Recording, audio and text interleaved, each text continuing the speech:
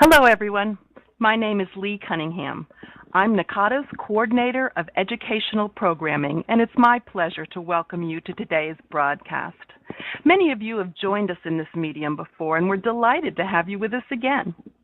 This is the fourth broadcast in this year's Academic Advising for Student Retention and Persistence series, so we're especially pleased to see that many of you have registered for that entire series. It's my great privilege and pleasure now to introduce today's presenter, Laurie Schreiner. Laurie is Professor and Chair of Doctoral Higher Education at Azusa Pacific University. She's co-author of Strengths Quest, Discover and Develop Your Strengths in Academics, Career, and Beyond. And her institution is home to the only strengths-based PhD in higher education in the United States. Laurie has presented at a number of concurrent and pre-conference workshops on strengths-based advising at the NACADA annual conferences over the years, and we were delighted when she agreed to introduce our webcast venue viewers to this topic in our March 2010 Strategies broadcast. Viewers of that event were so interested in the strengths-based approach that we had many requests to bring Laurie back for a more in-depth discussion of how it works, and that's what we're here for today. So I'll turn you over to Laurie now, and we'll get started. Well, thanks, Leigh. I appreciate the opportunity to share with you today about strengths-based advising. It's a concept that I think has the potential to change the way students view their college education and to change the way we view our students. From my own experience as an advisor, as well as the research I've conducted comparing this approach to other advising approaches, I've found that helping students identify and develop their strengths is foundational to helping them succeed in college. As Richard Light noted from his extensive qualitative research on college seniors, advising has enormous potential for impacting student success, yet it's an often overlooked aspect of the college experience. But advising is more than helping students select courses for the next term. When it's done well, advising helps students get the most out of their college experience. It's the one opportunity all students have for a one-on-one relationship with someone who knows the university well, but also knows students well and is committed to their development and success. Too often the approaches taken within higher education have been either a survival of the fittest mentality or a focus on deficit-based remediation. For some institutions, the assumption is that if we simply recruit the brightest and best students, then they'll succeed without much need assistance from us. I remember being a first-year student a long time ago, sitting in a large lecture hall during orientation where the provost sternly said to us, "Look to your left, look to your right, only one of the three of you will graduate from this place." And he was quite proud of saying it that way, and of course we all thought we would be the one. Now that's a survival of the fittest mentality that's proud of weeding out students.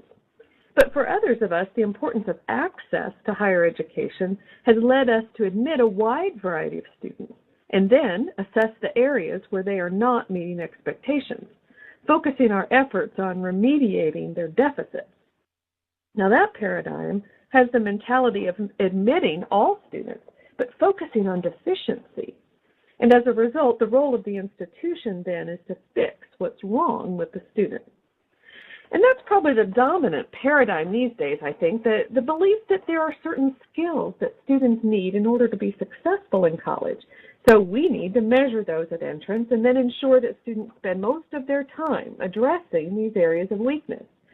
And the thought is that by spending most of the first year addressing such weaknesses, students will be able to achieve success in college. But the problem with this approach is that while it will improve student skills, maybe even to a level of average, it simply will not produce excellence. And the reason for this is that it doesn't tap into students' motivation or lead to their engagement. And that's our biggest challenge as educators, isn't it? How to engage our students in the learning process. I think we each can resonate with this idea that focusing on weaknesses is not particularly energizing. For example, imagine that when you were hired as an advisor, you had to take a test to assess your skills. And after you do, your supervisor calls you in and says, well, your test results indicate that you are an empathic listener who can connect students' concerns with the resources of the university, but we have a slight problem. You are not very organized.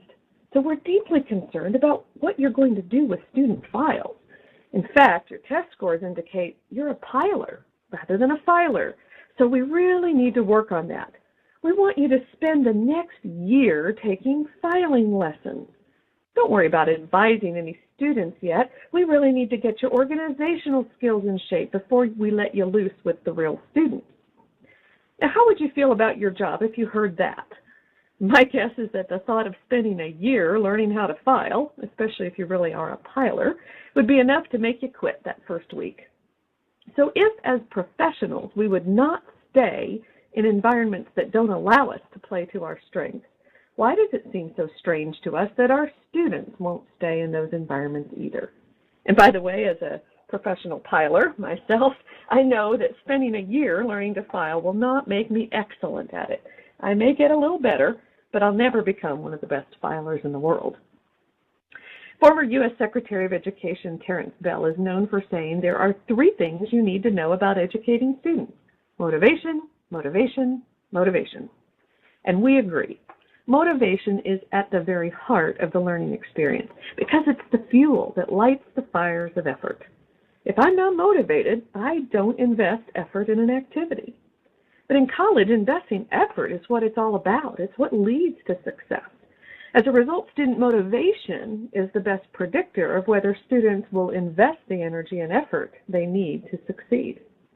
So our advising processes simply must address issues of student motivation, for they are the best way of helping students persist and succeed. Moving away from the dominant paradigm in higher education is quite a challenge, for it is so deeply ingrained in most of us, and it's the way we were educated. We are the survivors of this look to your left, look to your right mentality, and we are often employed by institutions that continue that mentality or take a deficit remediation approach. But strengths development represents a paradigm shift, a shift in perspective as you see on your screen. Rather than focusing on our students' past, we focus on their future, who they can become and where they're going. Rather than targeting weaknesses and spending most of our time trying to fix those weaknesses, we target the talent students bring to us and build on those talents to help students face the challenges of a college education. As a result, we are no longer in the failure prevention business. We are in the business of promoting success, and that's a very different goal. Failure prevention focuses on getting the minimum achievement necessary to pass, while success promotion focuses on getting the very best a student is capable of. And that's the heart of a strengths development approach, which is built on the idea that students are able to reach their optimal level of functioning when they build on their talents, more so than if they spend the same amount of time and effort trying to improve their areas of weakness. So it's really about the message we send to students, that instead of there being only one path to success that all students must figure out and follow, the most effective path to success is for students to become the very best version of themselves. Our goal throughout this process is to encourage students to achieve excellence, which occurs only when they are capitalizing on their strengths and talents and investing the time and energy needed to succeed. Sometimes a strengths development approach is misunderstood as providing a ready excuse for areas of underperformance. That has never been our intent. So it's important to emphasize to students that our goal is to help them become excellent, to reach their goals, to achieve academic success, and to get the most out of college. So what do we mean by a strength? Well, a strength is the ability to do something consistently well. And it occurs when our natural talents and energy are multiplied by the knowledge and skills that we gain from the environments around us. I'll unpack this equation as we go along today. It starts with talent, those thoughts, feelings, behaviors that occur naturally within us and can be productively applied. They can be ways of processing information or interacting with people or seeing the world. They are habits, behaviors, or beliefs that can lead us to greater effectiveness. And these are natural reactions. They are what Malcolm Gladwell in his book Blink called the 2-second intuitive responses to situations that occur almost without conscious thought. For instance, some of us enter a room full of strangers and are energized by all the friends we haven't met yet. So we begin working the room. Others of us enter that same room and notice those on the margins, people who are feeling left out. So we begin to seek them out and include them in our conversations. Still others of us notice our VP in the room and immediately begin to strategize about the conversation we might have with her while she's in a good mood. And all of these 2-second reactions are manifestations of talent, ways we have of seeing the world and interacting with it that help us be successful.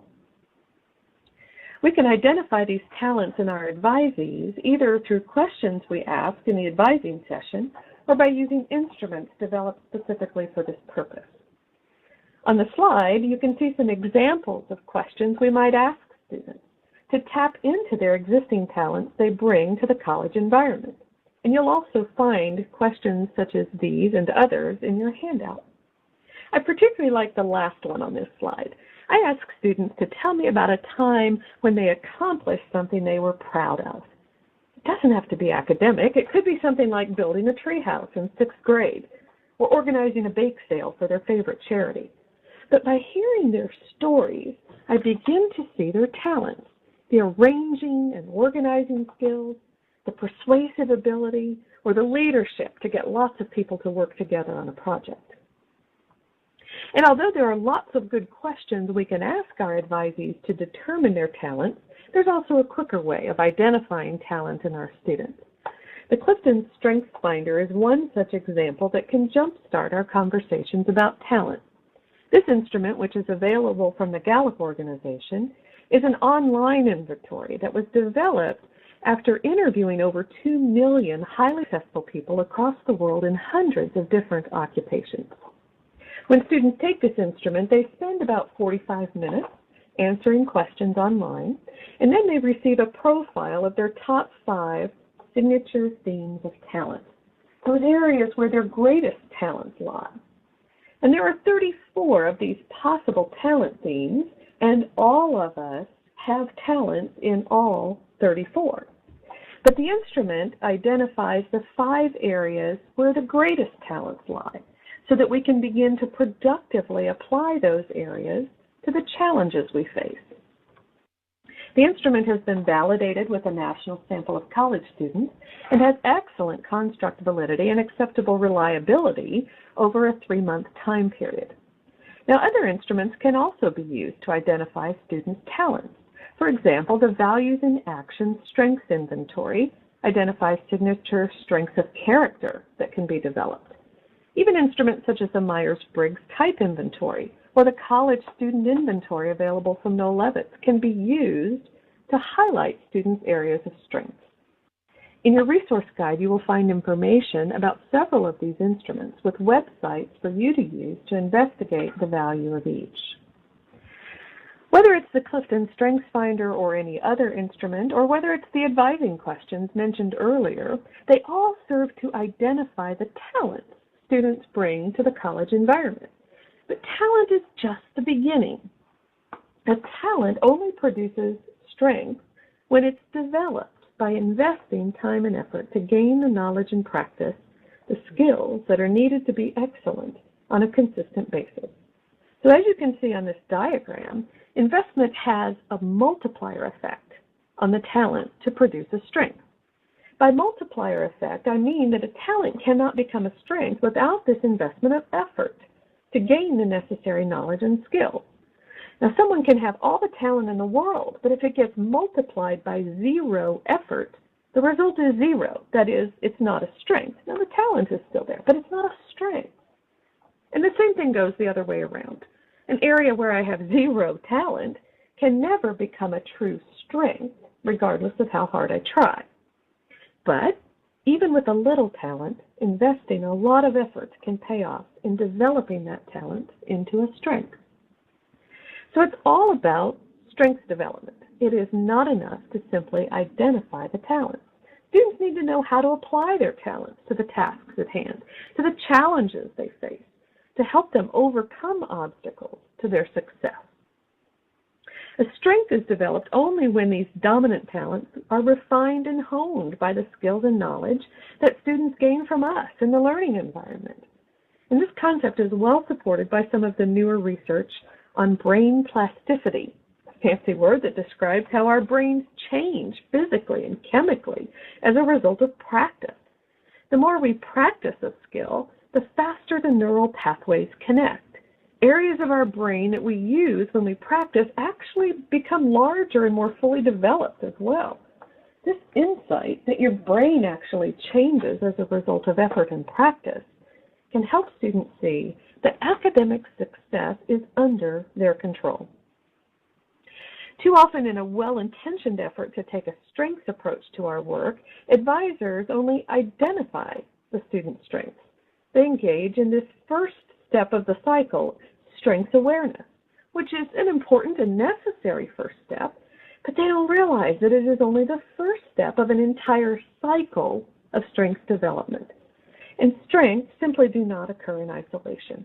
They are an important part of understanding other people and learning to work together with people who are different from oneself. It all begins with strengths awareness, who am I? But the cycle of strengths development moves beyond that to who do I want to become and how do I relate to others? Students tell us that one of the major ways a strengths development approach has helped them has been in their relationships. It has helped them understand their roommates and family members and significant others in important ways, leading to better relationships. The final phase of the cycle helps students learn to work with others who are different from themselves, recognizing that together we are far more than what any one of us can achieve. So the basic concept behind strengths-based advising, then, is to encourage our students to pattern their behaviors and choices after high achievers, to do what high achievers do. That's the key to their success. If you want to know what produces excellence, you study the best of the best. And that's what researchers have done in creating strengths development programs. They've studied high-achieving college students. So there are 5 things that high achievers do, regardless of whether they are in college or in the work world. And as you think about your own life, you'll probably recognize these patterns in yourself if you're a high achiever. In developing a strengths-based approach to advising, we've studied the high achievers and what they do. High achievers spend most of their time in their areas of strength, doing what they do best, what energizes them, what is most fulfilling to them. They also envision their future, where they want to be and what it might take to get there. They're able to see their strengths as pathways toward these goals. And while they're spending most of their time utilizing their greatest talents, they're not ignoring their weaknesses. They're simply finding a way to manage them. They come at their weaknesses from a position of strength. Rather than follow a prescribed route to addressing an area of weakness, they think about how they can use their strengths to tackle those challenges. For instance, a student might have relational skills as their greatest area of talent. They're able to empathize with others' feelings, recognize body language in others, and are energized by conversation and dialogue. But they struggle to take notes in class that will be useful to them when they study for a test. So rather than teach them a particular way of taking notes, a strengths-based approach would capitalize on this student's relational talents and encourage him or her to watch the professor's body language and pay attention to times when the professor is excited and enthusiastic as evidence of what might be on the upcoming test. We might also encourage the student to not just study with friends, but actually teach their friends important concepts that they've noticed the professor was excited about. You see, high achievers use their strengths in this way to overcome obstacles and manage weaknesses, but they also invent ways of using their strengths in new situations. So rather than telling advisees how to approach a situation, we ask good questions about how they might use a particular talent in that situation. This approach to advising differs from how advising is practiced on many of our campuses. It is a different approach because it operates from a completely different foundation, one of motivating and engaging students. And it's also different in its focus on future possibilities more so than present or past problems. As a result, the framing of an advising task and even the questions advisors ask are different. For example, rather than asking a student why he's late to all of his early morning classes all the time, an advisor might say, "Oh, I noticed that you play basketball, and I hear they practice at 6 a.m. Tell me how you make it to those basketball practices so early in the morning." Thus, the feeling that students have when they experience strengths-based advising is also different from how they feel in other types of advising situations. In one focus group I conducted with a group of students about what they want from their advising experiences, one student said to me, "Well, I know my advisor is a good generic advisor, but I want someone who really knows and understands me." And I was puzzled by this phrase, a good generic advisor, so I said, "What do you mean by that?" And she replied, "Well, that's someone who knows all the graduation requirements and the curriculum and the policies, and they know a lot about typical students." And that's what we often emphasize in our advisor team, isn't it? Knowing all the policies and procedures and requirements and curriculum, knowing a lot about today's students, and knowing a lot about the catalog, maybe even memorizing the catalog. But as this student so poignantly stated, students are often looking for someone who knows them and can help them make the right decision for them.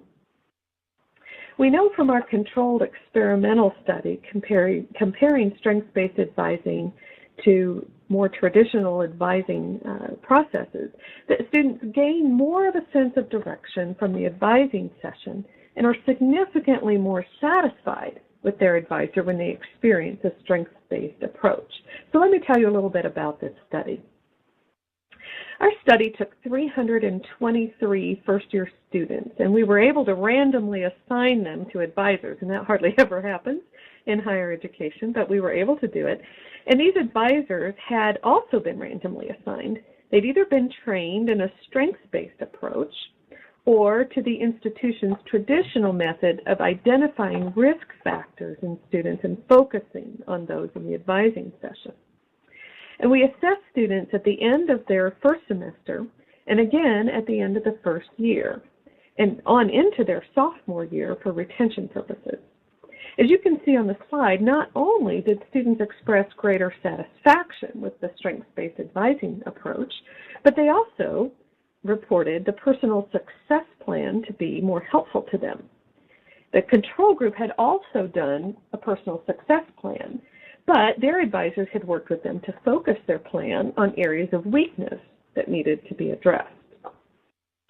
There were also significant differences in their GPA at the end of the first semester and even on into the second semester, although the strengths-based advising experiment only occurred in the first semester. We also saw significant differences in retention in the sophomore year. Now keep in mind, this study occurred in an institution that had been struggling with its retention rates. Many of you have retention rates that are far better than you see on your screen there.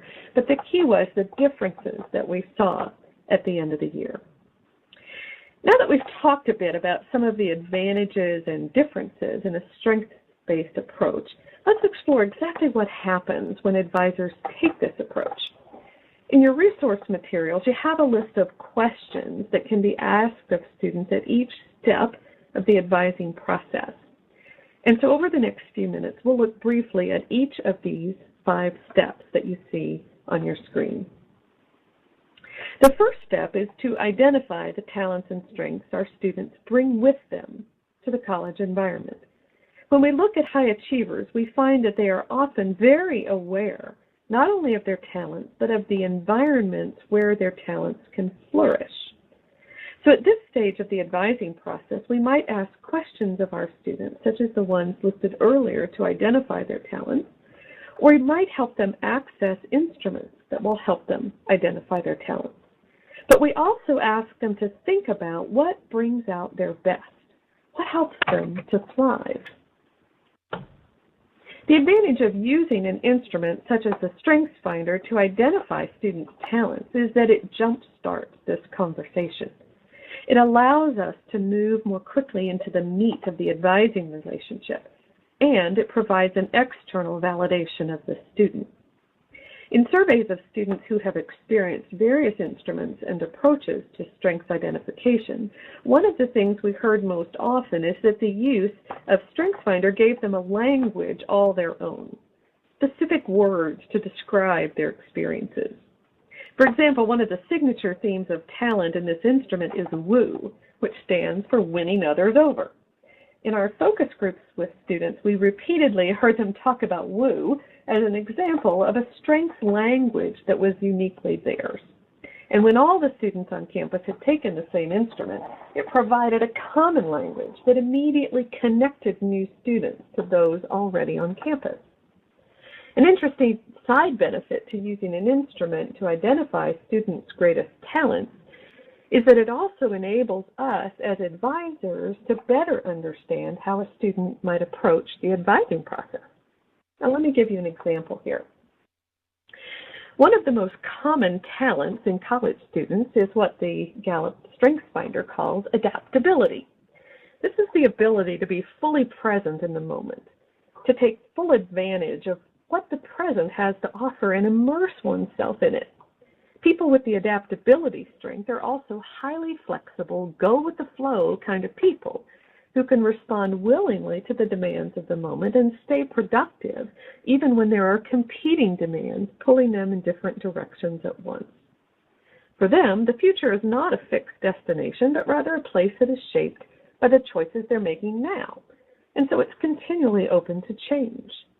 Because of this love of flexibility and the way they're energized by multiple demands in the present, students with this particular talent theme need to explore a lot of options before choosing a major. And they're going to drop and add courses more than most other students, but they often need to be reminded of the deadlines for doing that. The role of the advisor with this student is to help the student see the flexibility in the curriculum, how various course choices can be used to fit a variety of majors or to meet graduation requirements. At the end of your resource guide, you will find a description of how each of the 34 StrengthsFinder themes might approach the advising process. And this is simply to give you an example of how student strengths affect the way they process information and approach situations.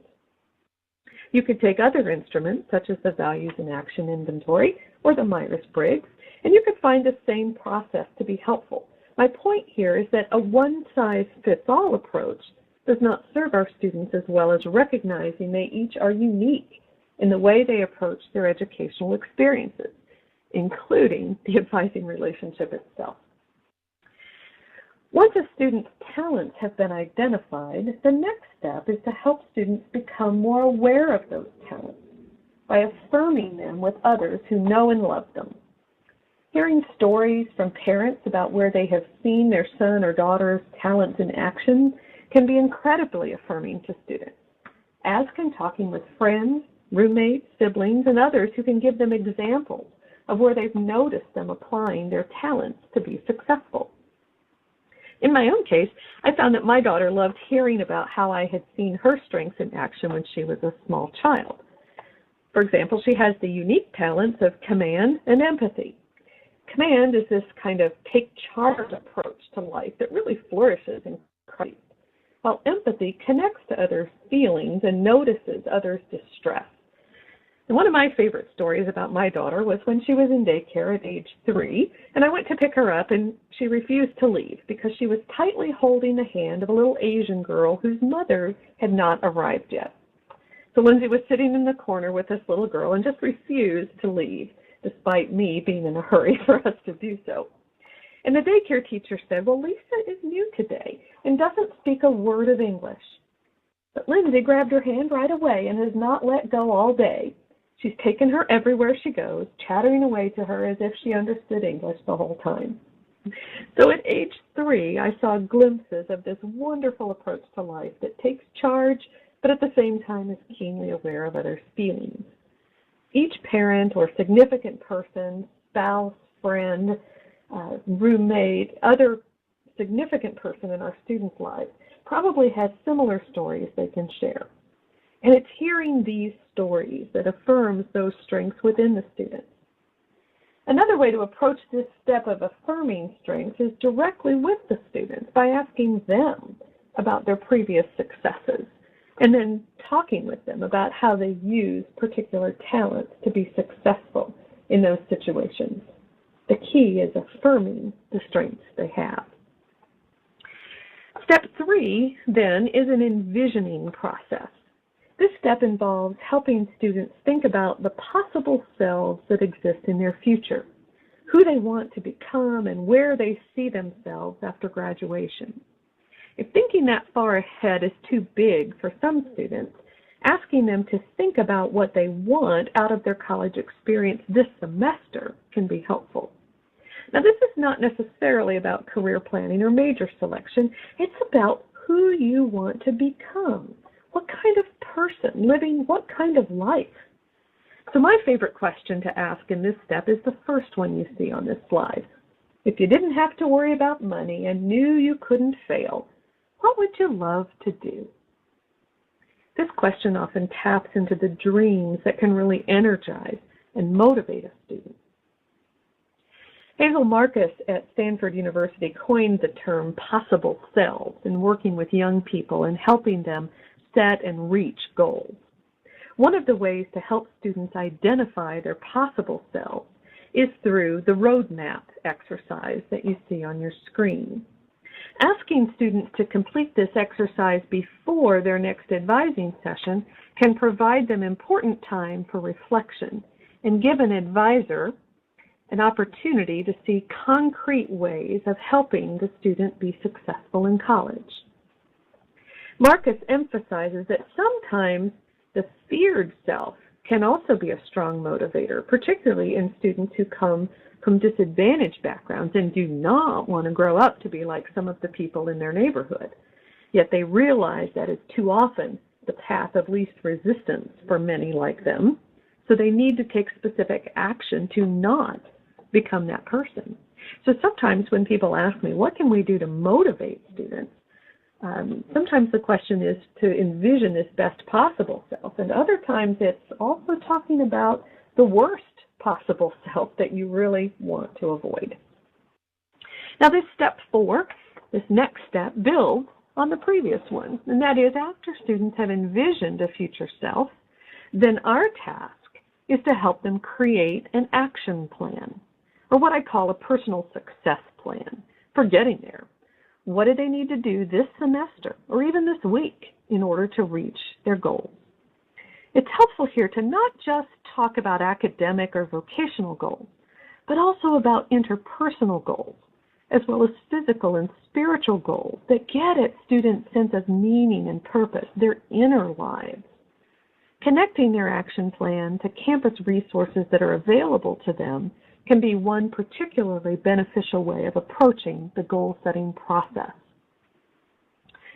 The final step, then, is to help students apply their identified talents and strengths to new situations or to the challenges they are facing.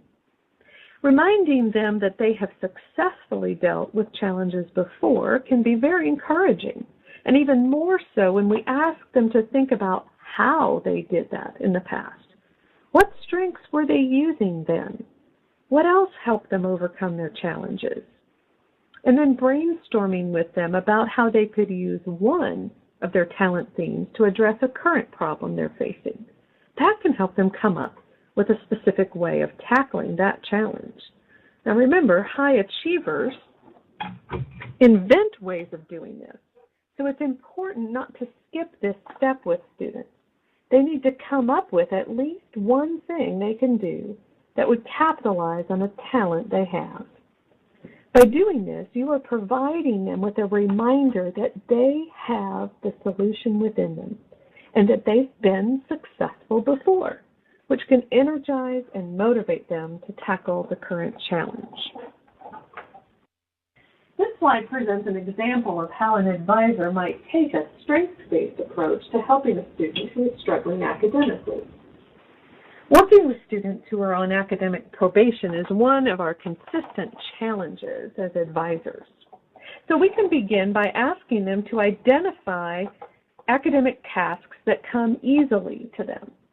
Note here, we do not begin with the area where they're struggling. Instead, we start with where things are going well. Now, they may at first feel like that's hard to think of anything, but there is something that's happening for them, and it may only be in a particular class, but we help them identify specific academic tasks that come more easily to them. For example, a student may say that they're able to participate in class discussions or group projects or do an oral presentation easily. The advisor then asks them to identify 2 academic tasks with which they struggle. Perhaps it's taking exams or writing papers. Then the advisor asks them which of their strengths are at work when they're participating in class discussions, or when they're engaged in group projects, or when they're up in front doing oral presentations. Let's say the student says it's their communication, woo, and relator talents at work, to use the Clifton StrengthsFinder language that I'm most familiar with. The main task is for the advisor to then help the student make the connection between their strengths and the tasks they're struggling with.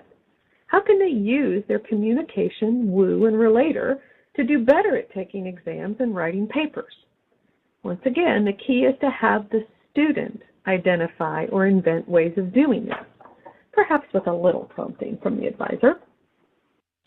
So let me give you an example of one of my advisees who found himself in this particular situation.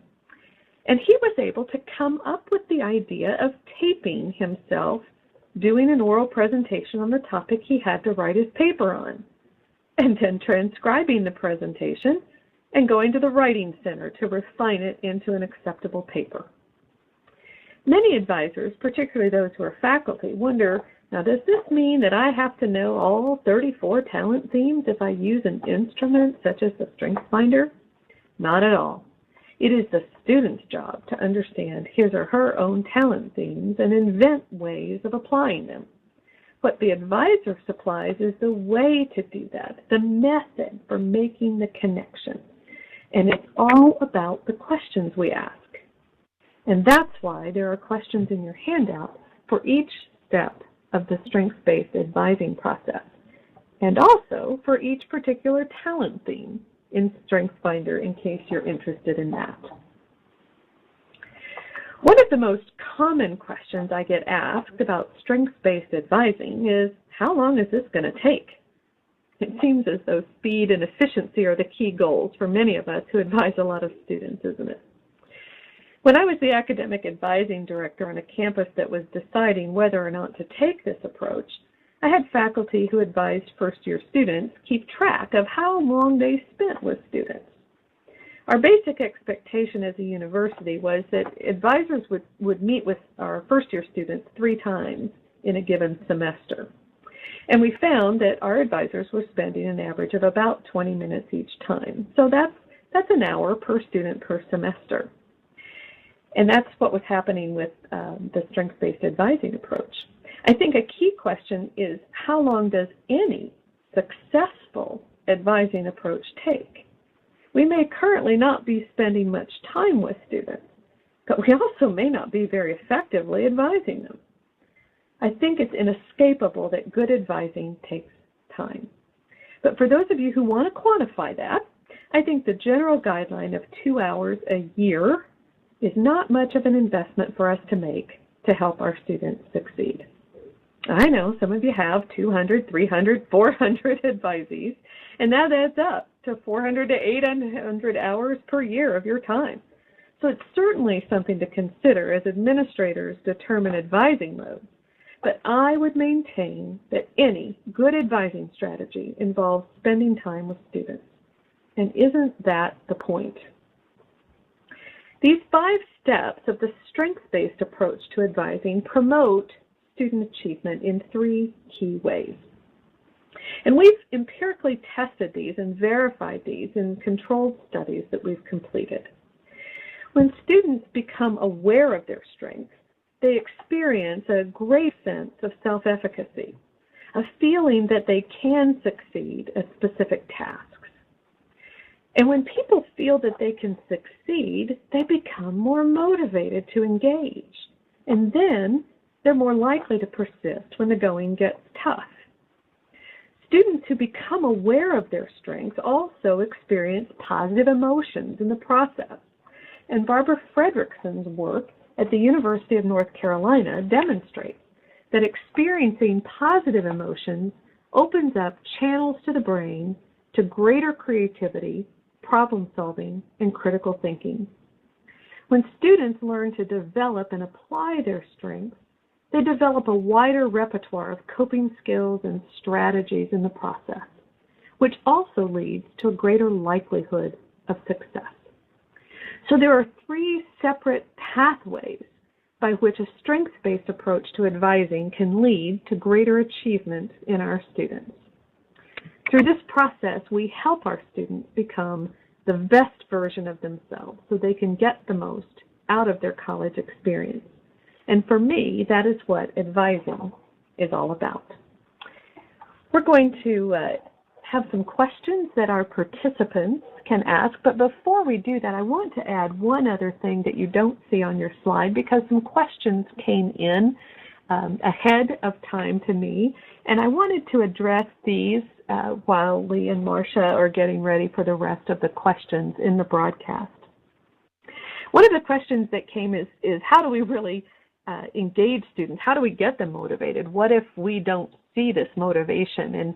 And hopefully after going through this process together for the last 45 minutes or so here, the issue of motivation, you realize how important that is, and hopefully we've given you some steps toward finding that what motivates people is what they're good at. It's what brings out their best, and it's what energizes them.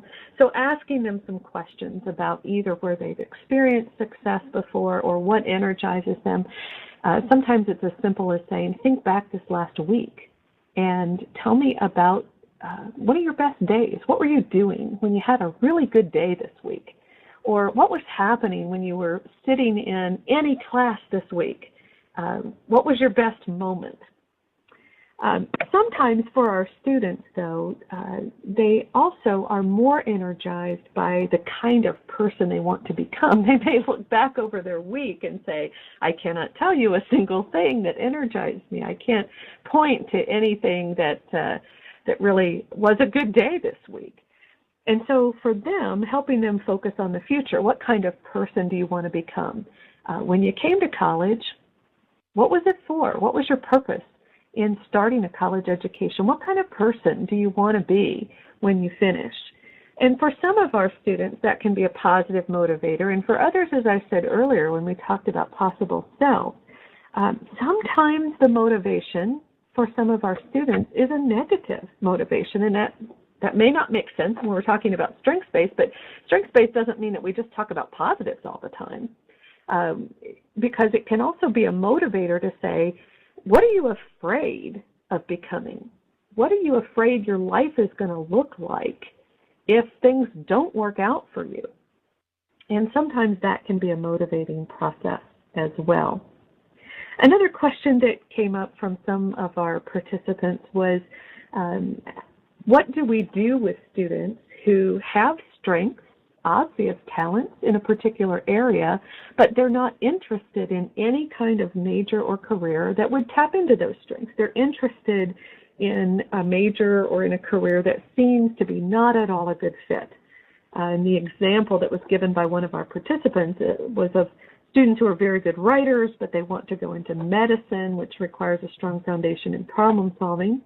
Or some students who have creative skills in art, photography, or music, but they want to become an attorney or a banker. In a situation like this, I would say find out what or who lies behind this dream or desire they have for a particular major or career that doesn't seem like a very good fit. Sometimes when we have these conversations, when did you first think that you might like to be a banker? When was the first time that being an attorney came into your mind? I mean, I'm watching Harry's Law right now and thinking I might like to be an attorney. So sometimes we have an idealized vision.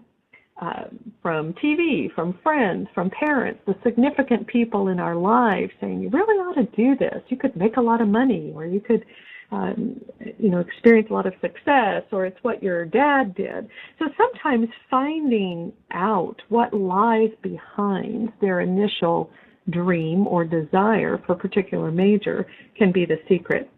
If that doesn't work, I have often found that having students shadow a real banker or attorney or doctor and find out what they do day in and day out for about 12 hours, and to just watch what their life is like and to have conversations with them can often help the student see whether that's for them or not. So, Leigh, do we have questions from our other participants? Okay, let's look at the questions that have come in. Laurie, I think you've probably covered a little bit of what folks have asked here in some of those previous questions that came in, but let's go over them again if we need to, or see if you have anything to add. The first one wanted to know about the research study that you discussed, and was that at an institution with an open admissions policy?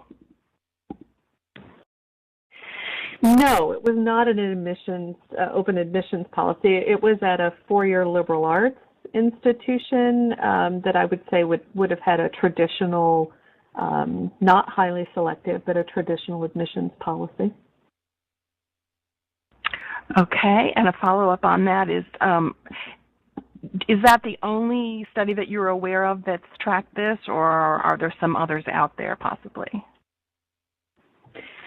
Well, I think it's an open area of research that needs to continue to be done.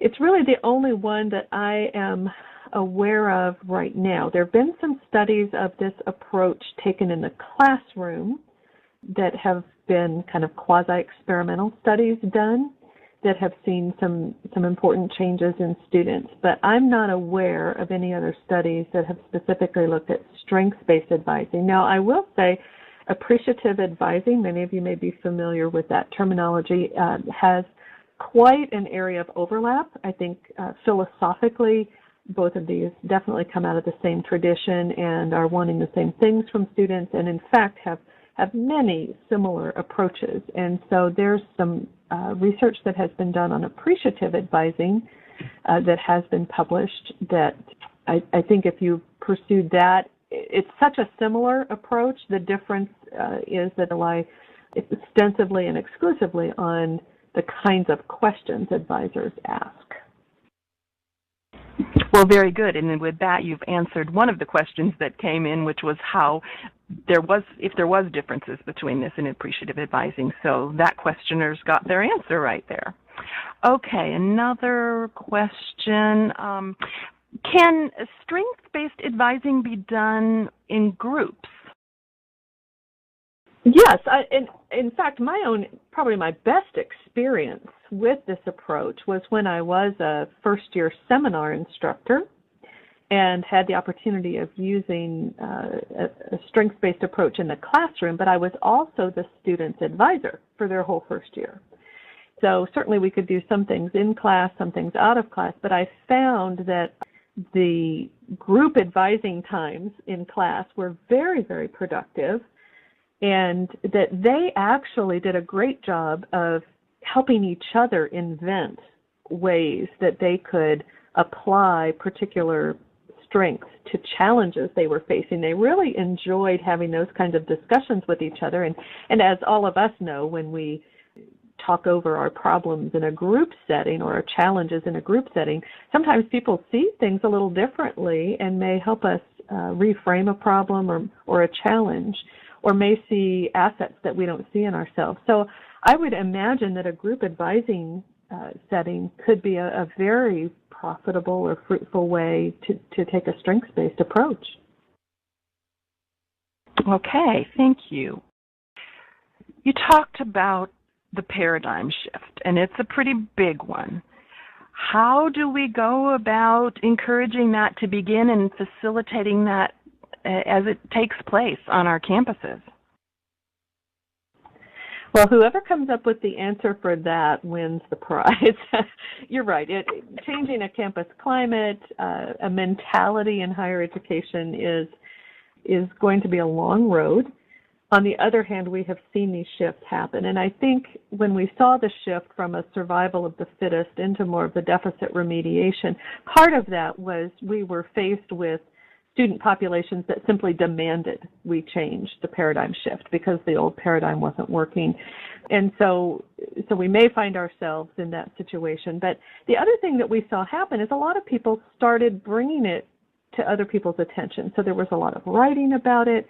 There were tools developed. There were strategies developed. And so I think the more people are writing about these issues, and again, that's why I feel like the appreciative advising, even intrusive advising, developmental advising, all of these approaches have so many philosophical roots in common that the more we are out there talking about it, writing about it, bringing it to people's attention, using it in advisor training, even as we're orienting new faculty. And I think that there's also quite a bit of support that's coming now from folks such as George Koo and his colleagues at Indiana University when they talk about the talent development approach in higher education, which is this belief that if we've admitted students, we believe they're capable of succeeding or we shouldn't have admitted them. And that a talent development approach says, all students can learn under the right conditions. And so it's our job to figure out what those right conditions are. So I think with a lot of press that NESE gets and with some high-profile people really trying to help higher education understand that given our unswerving commitment to equitable access, there ought to be equitable access to success as well, and that these particular approaches simply lead to higher levels of success. Do you have any suggestions that we haven't talked about yet on getting advisors trained in how to go about doing this? Well, I think when we talk about the training process, in terms of either taking even the PowerPoint from today, and talking about why are we doing this? Why is this approach any better than any other? Giving them some practice with the various steps, helping them see that. And I would say there are case studies, and so a lot of the tools that you would do in any kind of advisor training, I would find helpful here. When I have done this type of advisor training, I find that when most of the day can be spent in role play, simulations, discussions of case studies, where they actually get to practice this. And, some of them can role play being the advisee. And in my case, we use a particular instrument. So in that case, the role plays that I set up are such that they know the particular strengths or talents a student has. But again, it's not critical that you know that. It's all about the questions you ask.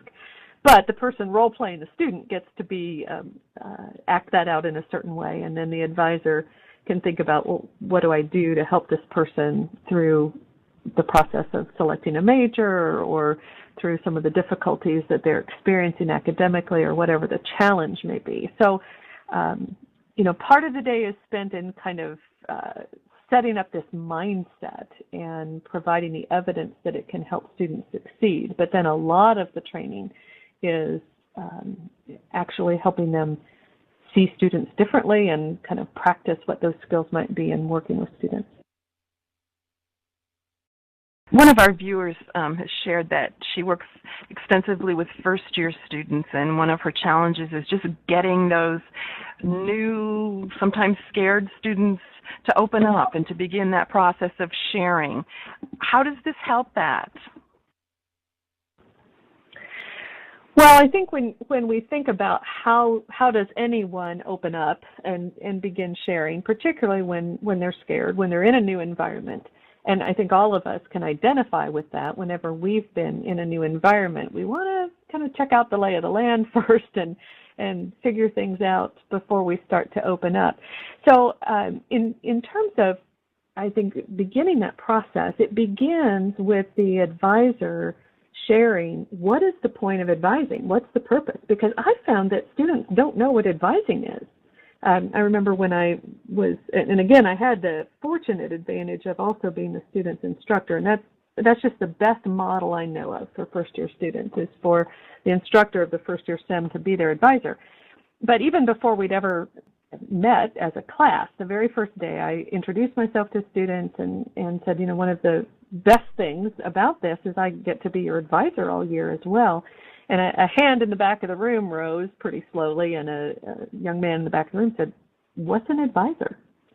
And I had been in higher education at that point for about 10 years, and it never had dawned on me that students don't know what an advisor is. So at that time, students were very familiar with the concept of their guidance counselors in high school. But so I realized I needed to explain to students, what is advising supposed to do for them? What is this relationship?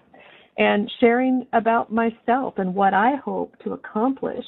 And really the whole first session is just helping them see why we're in this relationship together, and perhaps sharing a little bit about myself in ways that are appropriate, and then asking them questions about themselves. It's that dance that happens. You don't go too fast down into asking them intimate details, nor do you reveal those about yourself. But, it's that dance of conversation that happens that says, my goal is for you to feel comfortable, for this to be a place where you can ask questions and talk about your challenges and concerns. And I think the other thing I would say is that if you're finding that difficult, that group advising and peer advising can also be a very effective strategy. So if there are peer advisors who can be working with students and laying some of this groundwork, and then as the professional advisor or as the faculty member, you come into that situation a little bit later after they have established some rapport and are feeling pretty comfortable, and then you join the conversation, perhaps even with groups of them. I think there's ways of breaking down some of those barriers. I think another thing with social media and with some of the ways that our students prefer to communicate by texting and so forth is just to be, maybe even introduce yourself that way, that students get a text from you first off saying, just introducing myself, I'm your advisor, would love to chat with you about what an advisor is and why I'm here, here's my office, stop by sometime. I just wonder about some of the more informal and uses of technology, even in how we start communicating with our students. Lots of good ideas there.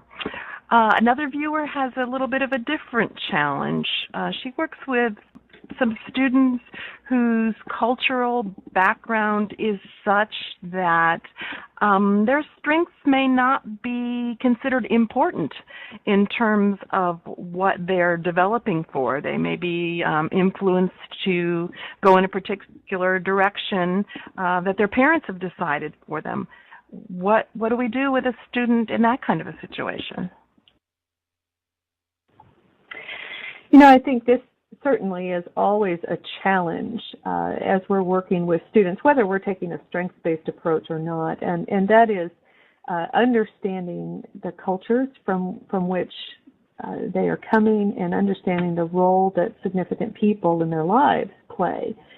And so I think, first of all, being sensitive to that and realizing that in some cultures there's not a lot of choice. You're supposed to follow the path that your parents have set for you. I have a student right now who's really feeling that challenge because his father has determined his path to be that of being a pharmacist.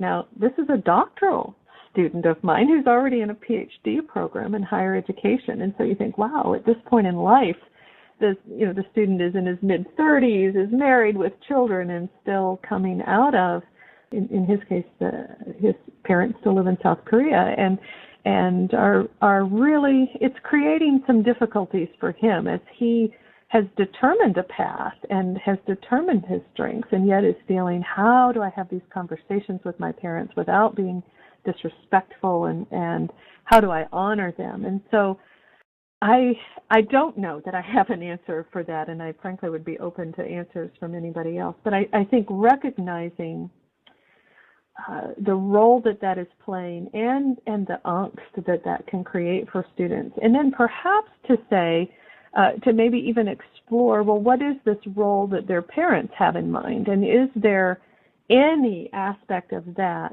could be in some way similar to the path the student has chosen, that they could then have conversations with their parents of saying, well, I'm not going down the road of being a pharmacist, but I am, and finding some connection in what they are doing that could say, in some ways this is meeting some of the same goals. So if the goal was to make a lot of money, I'll make a lot of money in this profession, or to say your goal for me was to be in a place where I could really help people. I'm able to help people as I'm following this career path.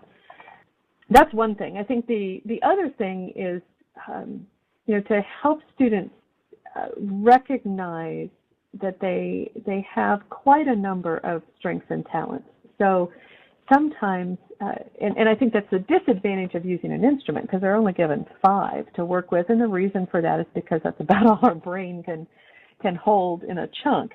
But I think that for many of our students, helping them see that there are people in various professions that have very different talents, and one of my favorite stories along those lines is that of a chemistry professor who decided to take this approach in her class to try to help students realize that it didn't take specific strengths to do chemistry well, that there were people out there who were phenomenal chemists but had very different strengths. And so she brought in 3 or 4 different, some were chemistry professors, some were chemists working for DuPont and some other major industries like that. And she brought them into the classroom and had them talk about their strengths and talents and how they use them in chemistry. And at the end, she said, what you'll notice is that none of us have the same talent themes. What we've learned to do is we've learned to apply those strengths and talents to the situation we're in, to a discipline that interests us. We've learned to place ourselves in environments that bring out our best. So, perhaps going down that road with students who come from cultures where they're not encouraged to play to their strengths or to follow a path that differs from their families. Maybe something like that could be helpful. Have you noticed any differences in buy-in to this approach between professional advisors and faculty advisors? Well, of course. Yeah, I would say that professional advisors are much more likely to buy into this mindset. And again, I'm not the kind of person that says there's one way of doing advising. I think you can blend lots of different approaches. And so that's probably what I've seen from professional advisors, is blending aspects of this approach with other things that they already do very well, and other approaches and techniques and strategies that they do well. With faculty, I would say it is somewhat of a bigger challenge. Now, some of them take to it very naturally and love the fact that it gives them a strategy and kind of, here are things I should talk about with students. Because as faculty, we've not been trained outside of our discipline. So not only have we not been trained to teach, we've not been trained to do advising either. And so we often don't know how to approach that. And so I think any kind of approach that gives faculty some strategies, some steps, some things they can do, questions they can ask, they will appreciate. What I've found is that while there are many faculty who naturally are drawn to this, there are also, I would say, and it's hard to put a number on them, but I do a lot of faculty development workshops, and I would say there's always a corner of the room of faculty who really believe that it's a focus on weakness that is going to help students get better. And, I think it's just their view of life and their view of success and excellence. It's that they firmly believe that it is so critical to identify weaknesses and start working on them. So I think that for that corner of the room, the approach I usually try to take is to remind them we're not saying that we ignore the weaknesses. And I think that's one of the ways that strengths-based advising gets misunderstood most frequently, and that is people think we ignore weakness, or that we're not going to ever put students in a developmental education class or anything like that. And I think it's to help them see that it's the way we approach weaknesses. So it's to say, sure, we need to identify the areas in need of improvement, but your energy and motivation and your greatest likelihood for success are going to come when you can identify ways of using what you're already energized by, what you're already pretty good at, as a method or as a tool for addressing those challenges. And I've found that when faculty truly understand that, and I think, again, they tend to misunderstand and think, oh, you're only focused on positive. You're not going to ever say anything negative to a student. You're never going to talk about weakness. That's what they are resistant to. So I find any resistance is coming out of that belief system and that kind of misunderstanding of what strengths-based advising is about. And that really is the issue that is addressed in all of the remaining questions that we have. It is a significant shift in perspective in ways of viewing the world, and folks are just a little bit hesitant about, how am I going to do this? How can I focus on a strength when there's a requirement in the program that's in their weaknesses? Any last words that you want to say on that before we end up? Sure, because I think you're exactly right, is that is the biggest challenge we face, is that we are in a higher education system that does identify weakness, and we do require students to remediate the weakness. So I guess what I would say is that, again, we're not saying that you don't identify the weakness. What I'm saying is, while we're doing this, can we at least ask a few questions about student strengths? And the reason for this, Leigh, is we have got to deal with their motivation. So regardless of what the requirements are, and we're not saying change the requirements of the courses they take, but we've got to find a way to tap into their motivation. We are losing too many students. And so we have to have a counterbalance to the prevailing paradigm. And maybe we can't do away with that paradigm, but we can at least come alongside the student and be asking them questions about what motivates them, what energizes them, what makes for a good day, where have they seen their success, and to be their ally in this process, to say, well, let's tap into that. So yeah, you got to take this math class that you're dreading. And in fact, you have to take it this semester because we won't let you in any other classes till you do. But let's talk about how you approach that developmental math class, given who you are as a person, given the strengths that you do have.